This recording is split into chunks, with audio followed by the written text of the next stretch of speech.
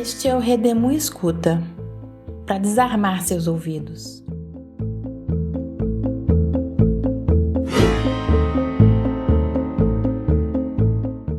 Redemoinho Escuta é um podcast idealizado, produzido e financiado pelo coletivo Redemoinho. E eu sou a Rita Almeida, uma das fundadoras do coletivo. Se você quiser saber mais sobre o nosso trabalho e a proposta dessa série de podcasts, é só escutar o trailer do programa e o episódio de abertura. Neste episódio, vamos conversar sobre a questão da adesão da categoria médica ao bolsonarismo. Muitas das condutas equivocadas, irresponsáveis, negacionistas e até criminosas adotadas pelo governo Bolsonaro e seu Ministério da Saúde durante a pandemia de Covid-19 contaram com a conivência e a participação de inúmeros médicos e suas instituições representativas, inclusive dos conselhos de medicina. Para levantar esse debate, vamos então escutar o fragmento de uma reunião do Gabinete Paralelo, coordenada pelo empresário Carlos Wizard, com a presença do médico Emanuel Fortes, vice-presidente do Conselho Federal de Medicina, responsável pela coordenação e fiscalização da propaganda médica no Brasil. Também estão presentes na reunião Luciana Cruz, médica membro do Gabinete Paralelo, Luiz Guilherme Teixeira e Anelis Meneguesso, ambos membros do Conselho Federal de Medicina. Essa reunião foi postada em matéria do Intercept de 19 de outubro de 2021, cujo link estará na descrição deste episódio. Estou aqui no grupo representando os médicos de Alagoas que estão interessados e empenhados em implantar o tratamento precoce, não só o tratamento precoce, mas as melhores práticas da medicina para abordar essa pandemia. Eu estou aqui e é impossível me dissociar da imagem de conselheiro. Eu sou vice-presidente do Conselho Federal de Medicina, coordeno a fiscalização e a propaganda médica no Brasil. A letra C trata do tratamento compassivo, aquele que é piedoso. Já nessa ocasião, o Conselho Federal de Medicina entendia, e a doutora Nise Yamaguchi esteve na discussão com um grupo de cientistas e foi realmente uma tarde de mais de 3 horas de debates. O Conselho está dizendo, diante da excepcionalidade da situação e durante o período que for declarada a pandemia, o médico que fizer as prescrições de hidroxicloroquina, cloroquina, não estarão cometendo infração ética.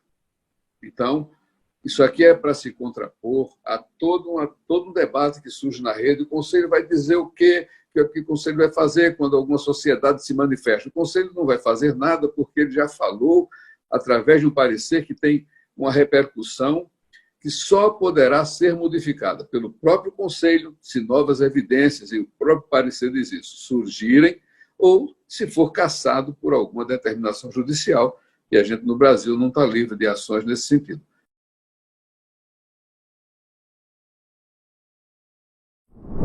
Se tem como a gente fazer uma palestra dessa, aberta para os médicos, com esse conteúdo que o senhor apresentou, no YouTube, por exemplo, a gente fala que é para médicos, mas que seja aberto para todos os médicos, de modo que a gente possa apresentar isso, porque o que eu percebo é que os médicos têm muito medo de prescrever ainda.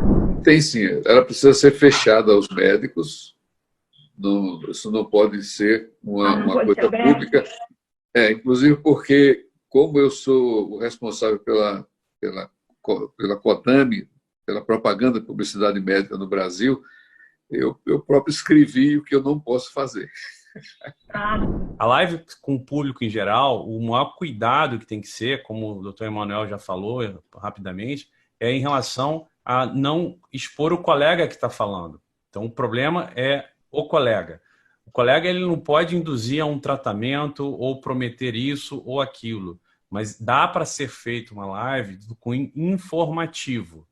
E aí tem que tomar muito cuidado com as palavras, porque é uma linha tênue. O colega ele se expõe nesse momento e, às vezes, sem que ele saiba, ele comete uma infração. E pare para pensar, eu estou aqui, o doutor Emanuel está aqui, a doutora Anneli, tem a Graziele, tem pessoas dentro do conselho aqui. Isso geraria um problema maior ainda. Imagina só nós envolvidos, e é onde o doutor Emanuel falou de uma forma bem clara, não é uma coisa eu estar aqui como o doutor Luiz Guilherme, outra coisa estar aqui como representante do CFM. E isso, para nós que estamos nessa posição, é muito difícil, às vezes, dissociar, por mais que eu consiga falar de uma forma adequada. Então, isso tem que tomar muito cuidado nessas aparições, porque isso é muito ruim. O doutor Emanuel colocou no grupo uma coisa muito importante. Quando a gente for falar do tratamento, usar o termo off-label. Né? Então, existem maneiras de você falar a mesma coisa, só que de uma maneira diferente. Se eu acrescentar o off-label, eu já estou respaldada. Já pode falar. E aí, assim, precisa da denúncia. E como a gente sabe que o pessoal que está contrário a gente está em cima, então qualquer passo em falso vai ser motivo para alguns... Eles só querem uma vírgula. E vocês têm que lembrar que, assim, bem ou mal, nós do Conselho somos um telhadinho de vidro, né? O nosso telhado é bem de vidro para essas coisas. Para comentar este fragmento de reunião do chamado Gabinete Paralelo, vamos conversar com a médica Rosali Quinol, que é especialista em saúde pública e mestre em saúde e gestão, com área de atuação em doenças infecciosas e parasitárias. Rosali também tem experiência como gestora, como professora, como coordenadora de curso de medicina e coordenadora de programas tal como o DST-AIDS. Ok, Rosali, bem-vinda ao Redemoinho aqui na nossa conversa de hoje.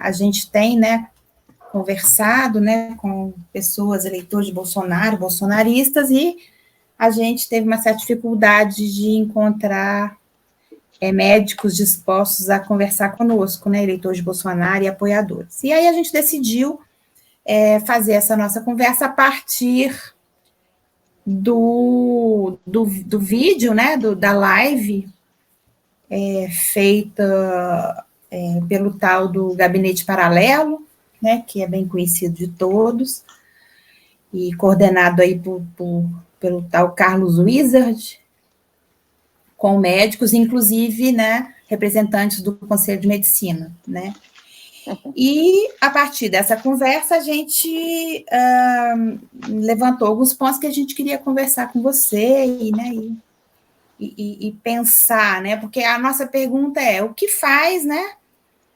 médicos, quer dizer, as pessoas que supostamente teriam maior quantidade de saberes a respeito, da situação da pandemia, quer dizer, uma categoria que está aí na linha de frente, se colocando, em risco, inclusive, com índice até de letalidade maior do que a média das pessoas, porque estão aí, de frente a frente, e o que faz com que essas pessoas ainda assim se disponham a apoiar, ações, intervenções totalmente equivocadas, e irresponsáveis, para dizer o mínimo, quer dizer, o que você pensa sobre a adesão, dos médicos? A gente percebe essa adesão grande da medicina, inclusive pela representação do CRM, dos conselhos, ao Bolsonaro, ao bolsonarismo.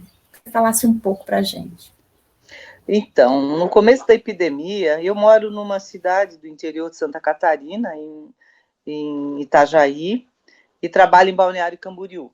Logo que começou a epidemia, no ano passado, início de março, a prefeitura nos chamou e eu virei a presidente do Comitê Anti-Covid, chamava Prevenção e Tratamento naquela época, do Covid.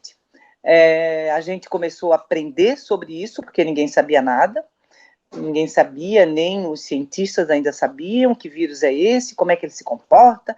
Na medida que foi se conhecendo um pouco, foi se estudando muito, porque nem diagnóstico a gente sabia ainda qual kit era o melhor naquela ocasião, foi se aprendendo e começou as prefeituras e alguns profissionais, os profissionais de UTI, eu acho que vou falar assim, daqueles que eu tenho muito proximidade, começaram a introduzir algumas drogas nos pacientes de UTI, paciente já internado com Covid grave. UTI só vai quem está grave. começava a usar algumas drogas, como a cloroquina, como a hidroxicloroquina e até a ivermectina naquela época, mas isso era março, abril. Março foi o primeiro óbito aqui em Balneário Camboriú, em Itajaí, mais de um. Naquela época, assim, do que eu faço? Não sei o que eu faço. Começou a se falar algumas coisas e os médicos de intensivista estavam fazendo isso. No município, o que aconteceu? Um mal-intencionado, posso falar assim bem claro, compôs com o prefeito para introduzir um kit tratamento, que tinha zinco, que tinha vitamina, que tinha um monte de coisa. Eu, imediatamente, estudando o tempo inteiro, nós tínhamos um grupo de infectos junto, nós tínhamos um grupo de técnicos, infectologistas e intensivistas junto, discutindo a questão.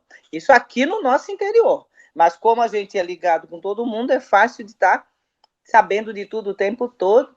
E eu não fico mais no comitê. Eu não vou assinar, eu teria que assinar embaixo o uso de vitaminas, zinco e não sei mais o que ele queria falar, cloroquina, ivermectina, etc. De jeito nenhum. E comecei a estudar isso.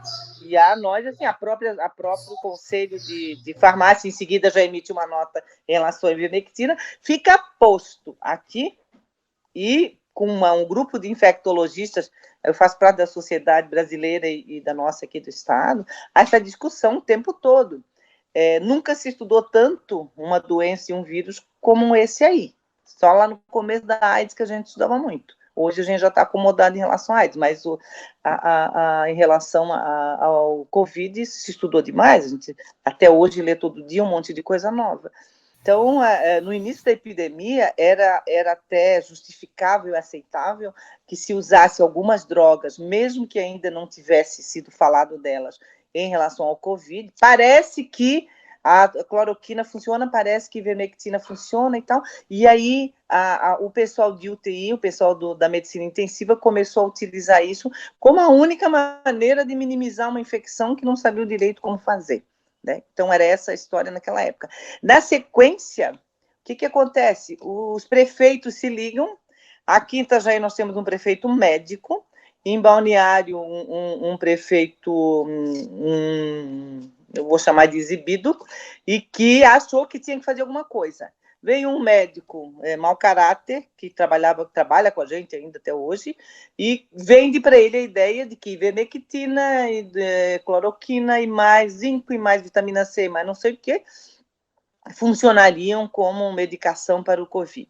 A partir desse momento, o nosso grupo de trabalho, eu era presidente do Comitê de Prevenção e Combate ao Covid aqui no município, a gente se retrai, manda uma carta para o prefeito dizendo que não ia mais fazer parte do comitê, porque isso ia contra qualquer evidência científica. O que eu fiz?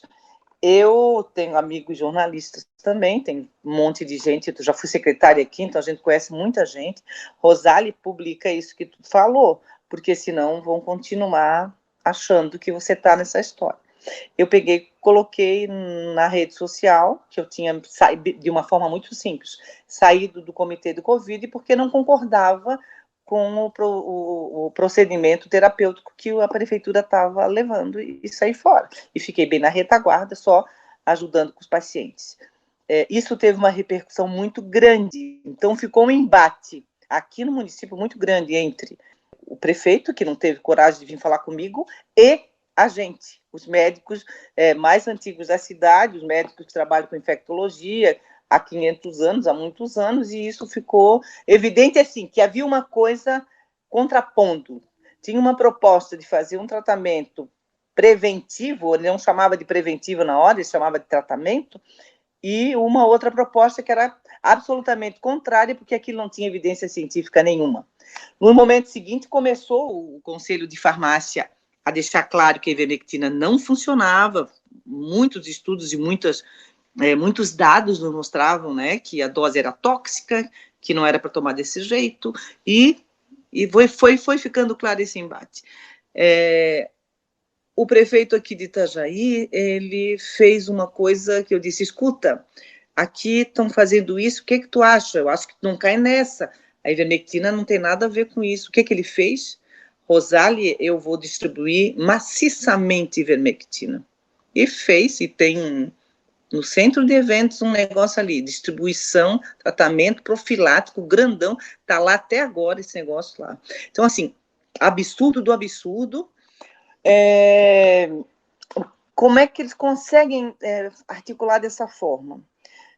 Contratando médicos jovens, a maioria, aqui, pelo menos da nossa região, mas por aí afora a gente viu de uma forma um pouco diferente. Depois a gente fala da articulação, né, do conselho, mas assim, contrata médico jovem, paga razoavelmente bem e diz assim, ó, você tem que fazer isso, senão você vai embora, senão você não fica. E é assim que aconteceu, e aconteceu desse jeito.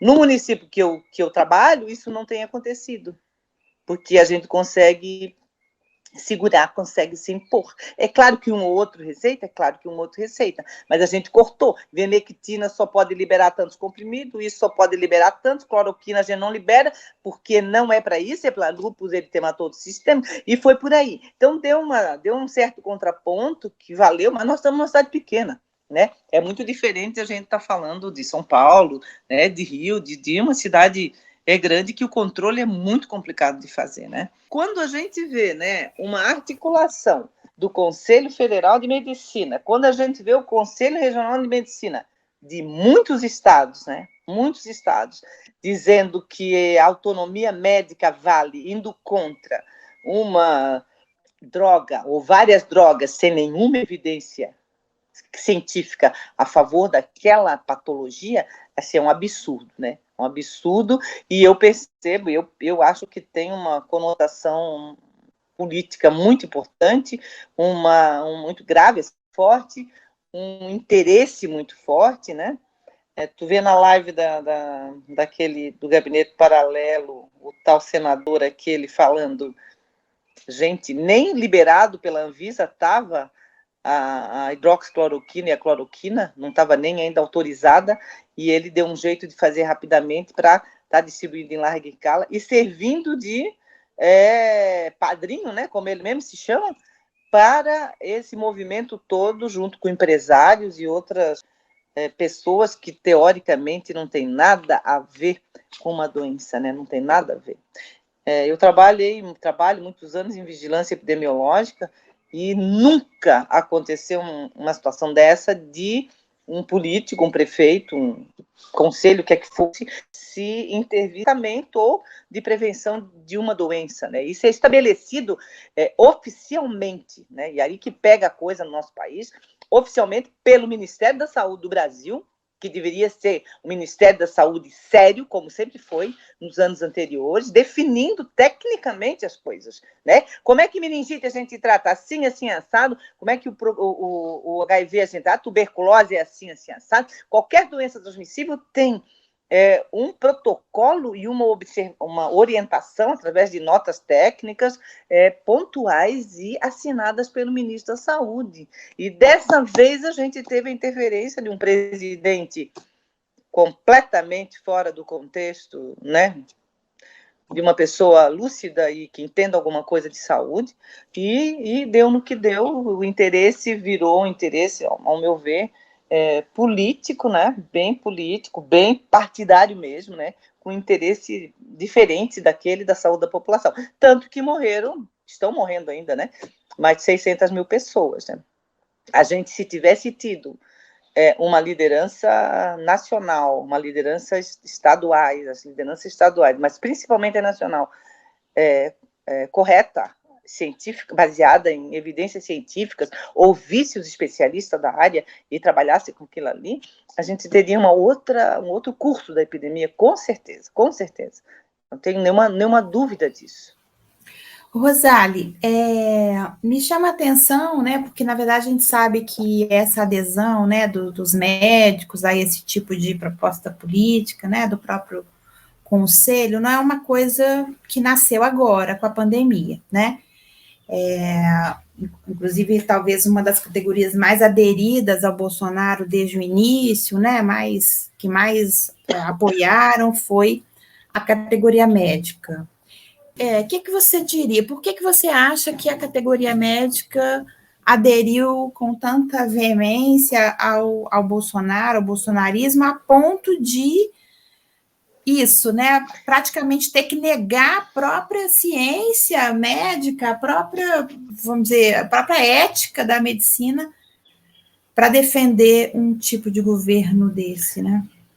Quando a gente, há anos atrás, deixa eu só me lembrar quantos anos, mas faz uns 10, talvez, a gente tinha o PT no governo federal, aconteceram duas coisas.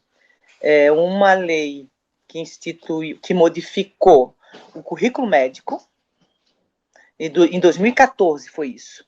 2014, ali por novembro, outubro, instituiu as novas diretrizes do curso de medicina. E nessas diretrizes ela dizia algumas coisas. Ela diz. Algumas coisas assim, os cursos de medicina eles têm que estar fortemente voltados à saúde pública, fortemente voltados à medicina da família, que eles têm que ter um percentual de aulas práticas maior do que havia antes, na portaria anterior, na diretriz anterior. Então, começou a formação médica a modificar ali em 2014, foi decretada as diretrizes, definidas diretrizes novas dos cursos de medicina, e a partir dali, então, começou a mudar. Eu era coordenadora do curso nesse ano, eu entrei em 2014, e lembro que a gente fez uma nova matriz, que foi muito bonita, assim, porque a gente botou medicina da família desde o primeiro período, as crianças, como eu digo, vão para a unidade de saúde básica no primeiro período, até o 12º, o internato, em vez de 2 anos, ficou 2 anos e meio, teve saúde mental no internato, que nunca tinha, teve saúde pública e gestão, saúde coletiva e gestão no internato, que nunca tinha, ou seja, o futuro médico, ele ia para dentro da Secretaria de Saúde, ia para a saúde mental, para os CAPs, para aprender um pouco disso, porque a gente só tem psiquiatria, a gente não tem saúde mental, e tudo isso de uma forma diferente. A gineco voltada à saúde pública, a pediatria, as próprias especialidades tinham que ter esse olhar. Então, foi uma revolução, para mim, eu que sou SUS há 500 anos, eu achei maravilhoso, e implantamos imediatamente um novo currículo, a nova matriz aqui na Univale Itajaí.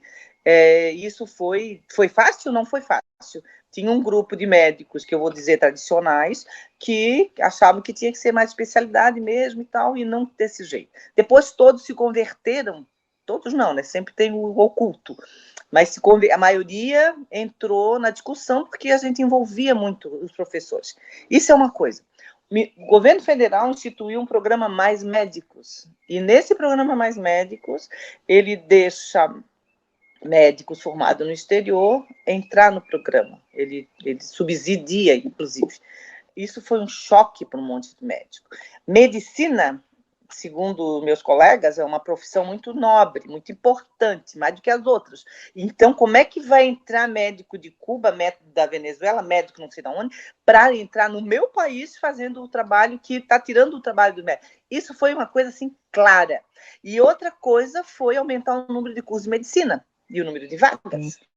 O que era a proposta? O que é a proposta? Que é a coerência na saúde coletiva, colocar médico perto da casa das pessoas, lá no Amazonas, lá no Pará, lá nos estados onde o acesso é mais difícil, e não aqui no sul. Aqui no sul está cheio de médico, no sudeste está cheio de médico, e no centro-oeste, norte, nordeste mais difícil. Então, eu acho que uma motivação para esses médicos, que eu chamo dito tradicionais, mas na verdade são os corporativistas assim encarnados, né?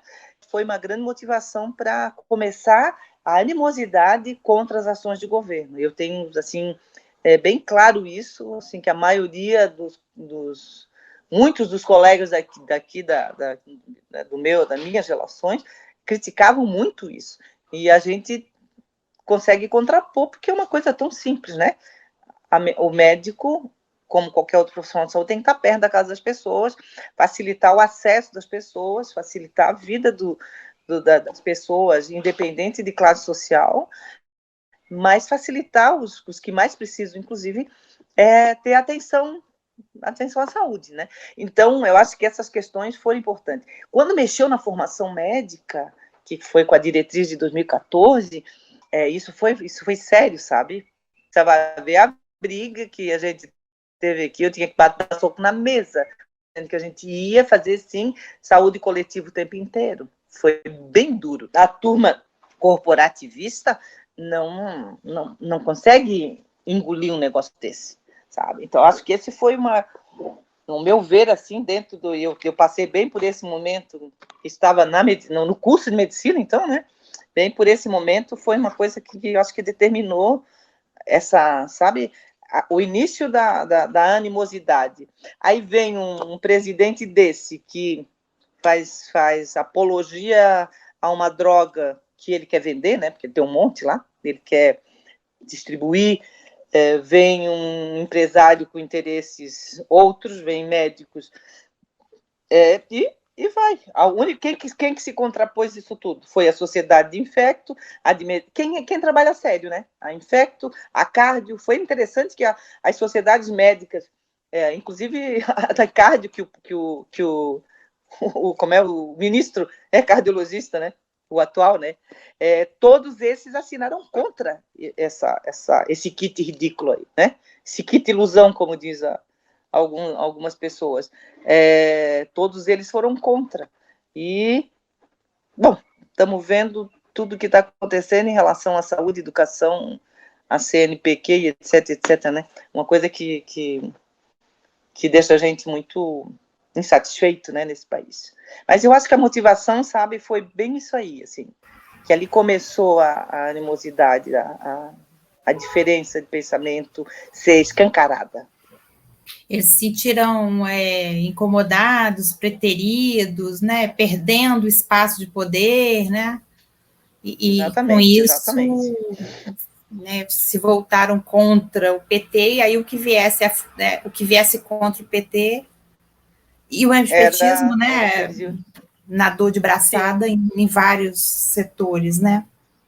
Sim. Eu queria que você, assim, uma coisa que a gente tem percebido, né, nas nossas entrevistas, a gente tem entrevistado, né, vários bolsonaristas, né, eleitores Bolsonaro, e a gente mais ou menos percebeu que existem três grandes categorias, assim, vamos dizer. Existe uma categoria que a gente chamou dos que realmente ignoram, né, sobre o que estão fazendo, né, não entendem bem porque votaram.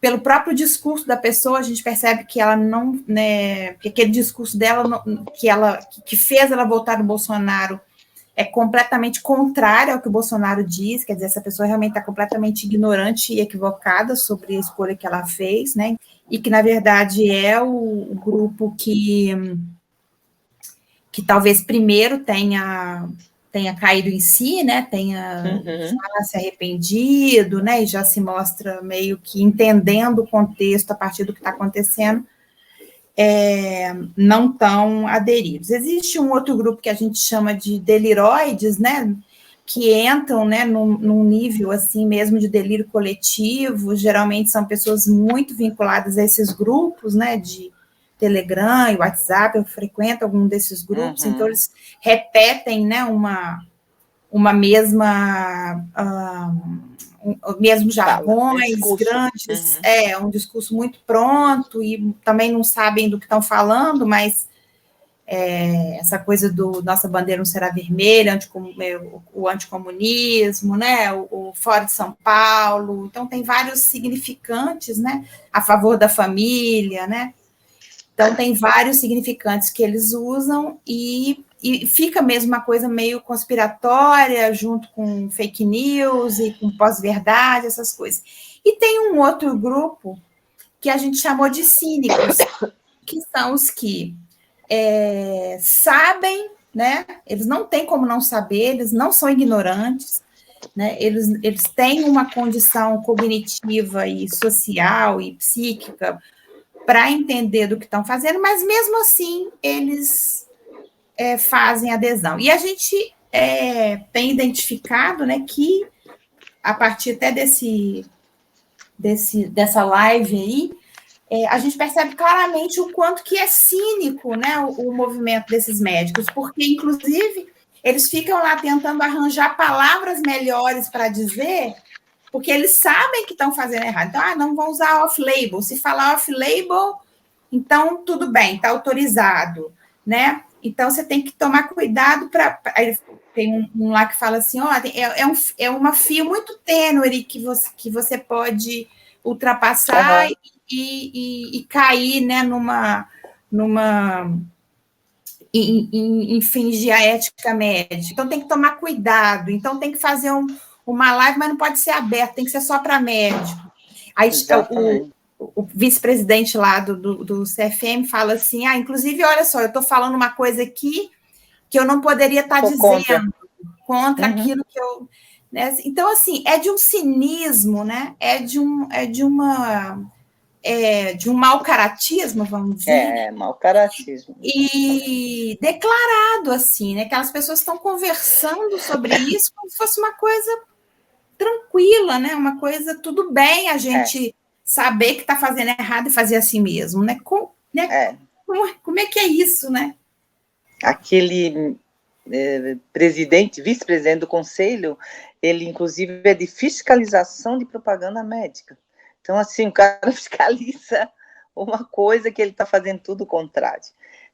Eu concordo contigo que os médicos no grupo de cínicos, que eu também posso chamar de oportunistas, né?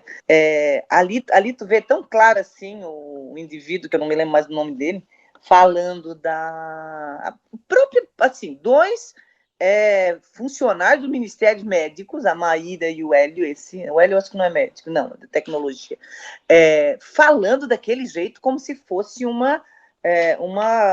ato oficial do Ministério da Saúde, dizendo que tal droga, isso funciona e que vão usar a droga. Quando tu vê um membro de um conselho que é para estar representando uma categoria profissional e fiscalizando e cuidando do ato, das ações, né, que os médicos fazem, falar desse jeito que falaram, tem telhado de vidro, a reunião, a palestra que iam dar teria que ser fechada, isso é uma coisa muito grave, né? A gente só não saiu do conselho porque senão não consegue exercer a profissão, mas a vontade, tinha um grupo grandão de tratamento seguro, que eu faço parte, até hoje ele existe, num grupo nós éramos mais de 2.000 médicos, depois ficou num grupo menor, porque a gente está discutindo muito ciência só mesmo, e não mais discutindo política, mas teve um momento que foi muito disso. Uma coisa bem sem vergonha que confirma o oportunismo é o quê? Você pega estudos, quando você vai ler um estudo, qualquer um de nós que tenha um nível de escolaridade razoável, sabe que para se confiar num estudo, ele tem que ter uma metodologia correta, um N aceitável, e etc, etc. Ele tem critérios para sair um estudo. Pois eles pegavam um pedacinho de um estudo, que era assim, de meia dúzia de pessoas, ou um estudo completamente mal feito, que quando a gente busca o estudo, vê que ele não tem nada a ver, que ele foi mal feito, e colocado como verdade aquele estudo que não era cientificamente correto. Então, eles usaram de todos os artifícios para convencer a população, para tirar algum proveito disso, né? E dizer que o uso de tratamento precoce funcionava para o Covid.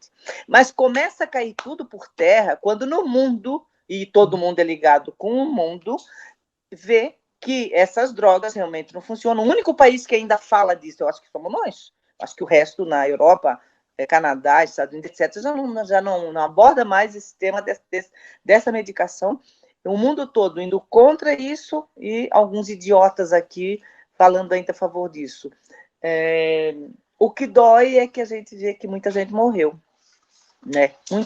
Muitos amigos, muitos médicos amigos, muitas pessoas amigas, muitas pessoas, de uma maneira geral, foram a óbito, caíram de pato, né, de bobinhos, numa orientação, né, de uma droga que não funcionava para nada, iam tarde para o serviço, não conseguiam mais reverter o processo inflamatório gigante que o Covid faz e acabavam, né, indo a óbito. Então, a safadeza é me botar na boca do povo, no ouvido da população, pesquisas mas a pesquisa tal disse, mal feita, então falsas, vamos dizer assim, a favor daquelas drogas e não colocavam a verdade na roda.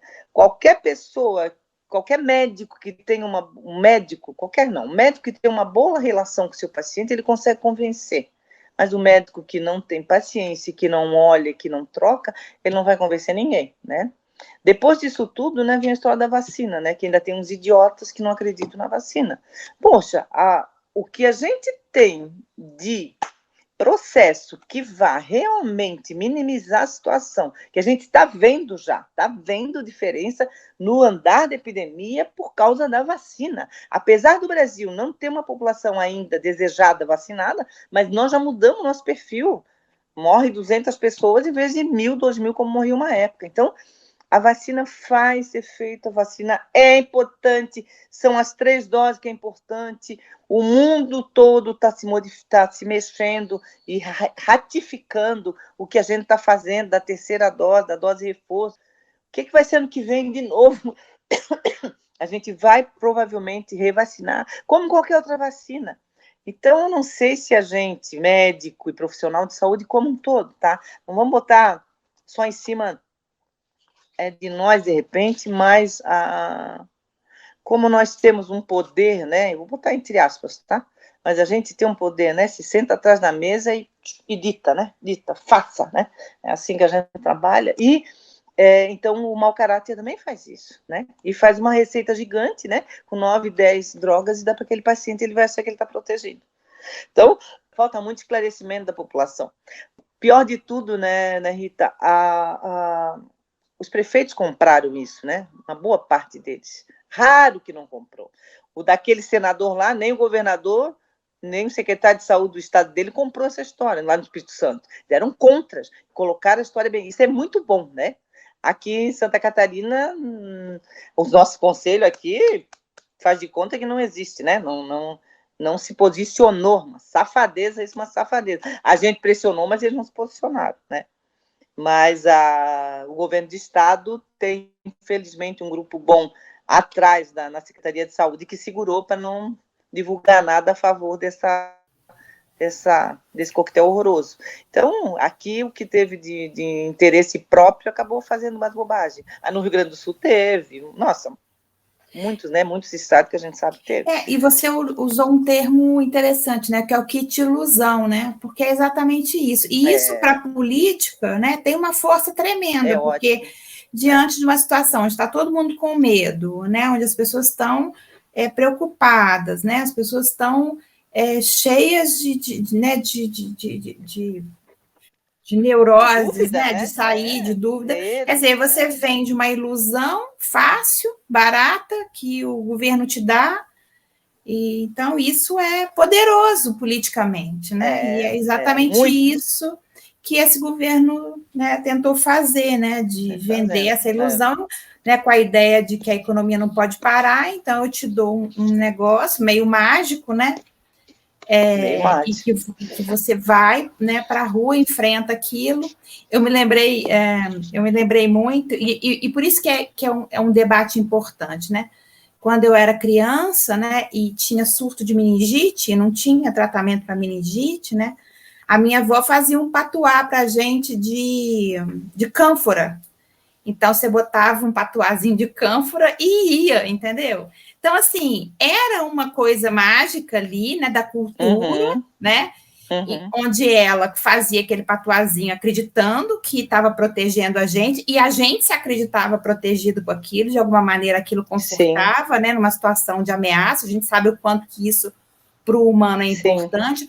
Agora, uma coisa é a minha avó, né, numa questão afetiva ali, dentro de uma cultura, né, dentro de uma história ali da mineiridade, né, e de uma falta de recursos, usar aquilo. Outra coisa é governos e médicos usarem um tipo de ilusão dessa, né, para enganar pessoas e fazê-las correr risco.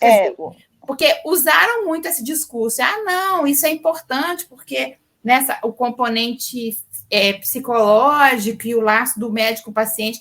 Quer dizer, não dá para comparar isso com o patuazinho que eu ganhava na infância, né? É absurdo. Claro, né? Que não.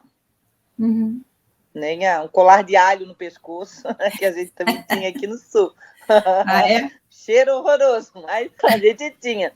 Não, acho que tem um mau caratismo muito gigante nessa situação e uma intenção política muito grande, né? Muito grande mesmo, né? Quando tu vê um governo federal, gente, sem direção nenhuma, uma epidemia.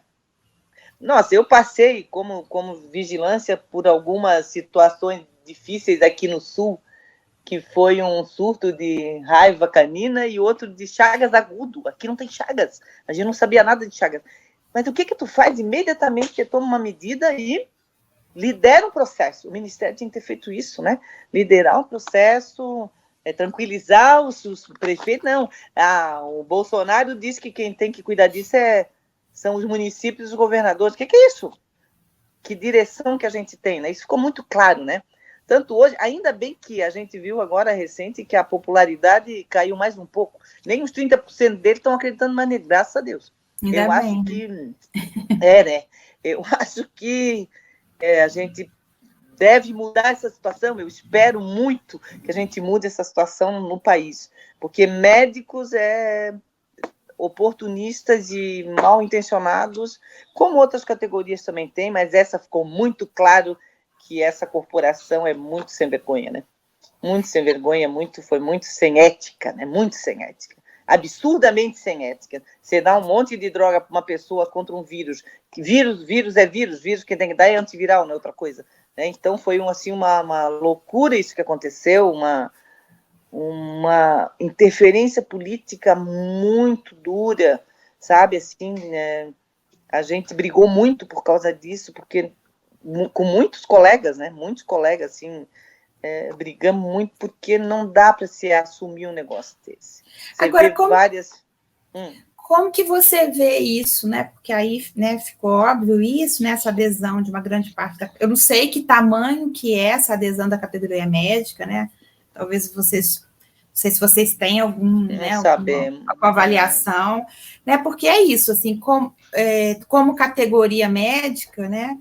Só vocês, né, podem questionar o próprio conselho, na medida que o conselho são eleitos, né? Sim. De alguma forma, uma forma democrática de representação, né?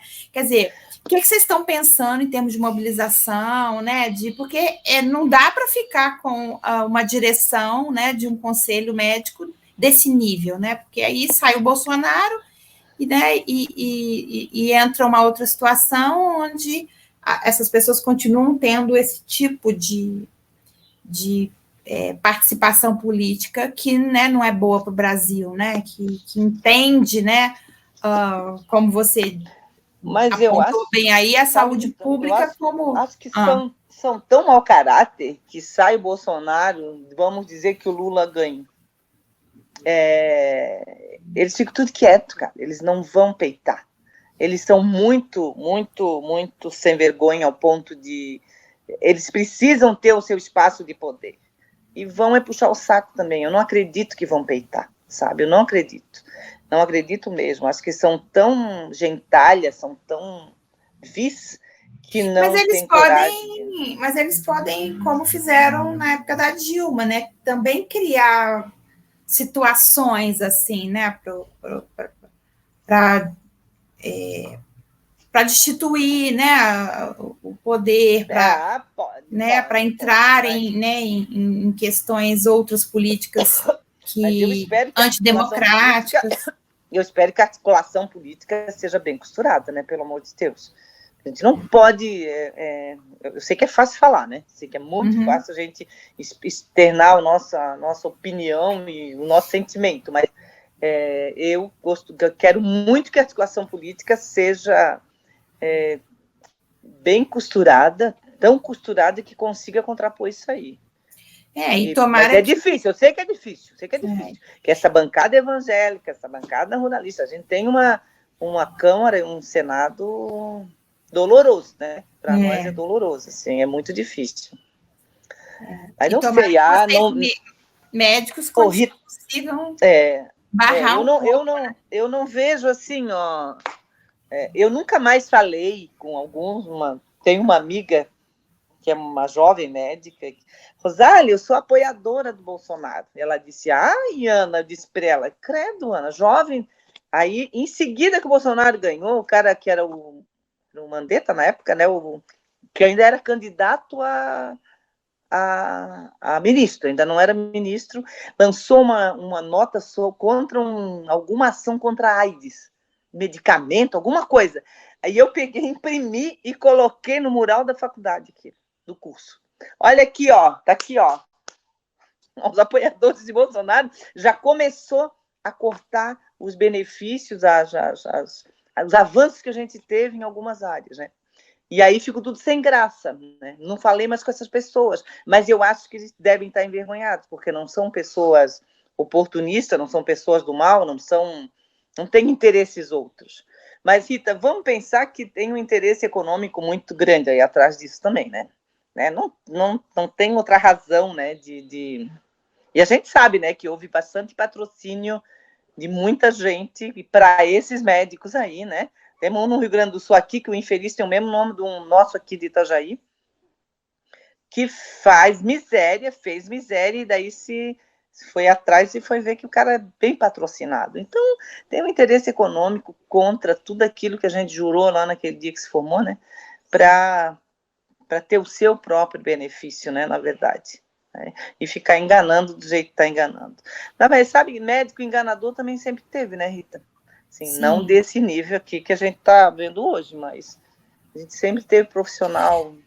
Porque assim, um ou outro profissional ruim, né? Uma outra situação, né? Onde o sujeito, né, trabalha né, em prol do dinheiro e não em prol, né, da questão da ética, acontece. Agora, quando isso vira uma instituição, né? Quando isso é encampado pelos conselhos, isso é muito preocupante, né? Muito preocupante, porque muito grave. Quer dizer, a quem você vai recorrer quando o conselho daquela categoria não cuida da própria ética a ponto de usar de dissimulação para burlar o próprio papel, né? Onde o vice-presidente vai para uma live com outras pessoas dizer dessa dissimulação, assim, claramente. Isso é muito chocante, assim. É muito grave. Nem tem o que fazer, né, Rita? A única situação que permite é que nós, que não somos esse tipo de profissional, se mobilize e organize chapas de conselho, né? Participe do processo, né? Participe do sindicato médico também, que é outro, aqui em Santa Catarina é outra coisa bem reacionária também, né? O que demonstrou seriedade foram as sociedades médicas. Essas demonstraram seriedade. E a Associação Brasileira lá de Medicina, a ACM, nossa, que foi o cara falou, foi contrapondo sempre, mas assim, é tão sério que o Clóvis, que é o presidente da Sociedade Brasileira de Infecto, ele foi ameaçado de morte. Então é uma coisa grave demais, né? Grave demais. E aí é com esse tipo de gente que a gente está lidando hoje no país, né? Com essas lideranças negativas, né? Que usam a proposta de arma, que usam a proposta do grito, né? Que fazem esse tipo de abordagem que a gente está lidando. Então, a gente tem que ter muita cautela, muito jogo de cintura, muita seriedade e muita calma para falar com essas pessoas, né? Senão, não vai levar nada mesmo e a gente vai só acabar criando mais atrito. Tem que, como tu está fazendo, né? Tá entrando lá, tá tentando compreender isso aí. Compreender, não é muito fácil, conversar. Né? Não é nada fácil. Para a gente já aí encaminhando assim para o nosso encerramento, eu acho que o que você falou aí no final é uma coisa que é um desafio, assim, não só para os médicos, né? Eu acho que para todos nós, que é entender que a democracia não está dada, ela não está pronta, né? A gente precisa estar sempre cuidando dela. Então, a gente precisa mesmo participar das instâncias, né? Então, como você disse aí, montar chapa, né? E participar porque se a gente não participar, né, vão ter pessoas com interesse desse tipo, né, financeiro, participando e com essas, vamos dizer, com esses interesses, né, não tão nobres, e que vão querer usar esses espaços, né, para poder e grana, né, e dinheiro. Então, a gente, né, que está nessa luta aí pela questão mesmo, né, da defesa do SUS, né, no caso aí, né, como você, né, das políticas públicas, né, que realmente entende a medicina, né, e os profissionais de saúde precisam estar nesses espaços, precisam se candidatar, né, nós tivemos um grande profissional de saúde que foi presidente da Fiocruz, um grande sanitarista, que é o Sérgio Arouca. O Sérgio Arouca, ele era presidente da Conferência Nacional, da 8ª Conferência. E ele, outro professor nosso aqui da Federal, Marcos Aurélio da Roça, ele sempre diz assim, precisamos ocupar espaço político. Espaço político você vai se candidatar, que é uma coisa difícil para nós, porque é difícil isso, se candidatar a algum cargo eletivo, sim, né? Dentro da tua categoria ou em nível municipal ou até outro nível de... Isso é o espaço que a gente precisa ocupar, na verdade. Precisa ter coragem, precisa ter desprendimento, muita coisa. Mas é importante esse espaço, é importante ocupar espaço para que a democracia seja, sabe, garantida, seja discutida.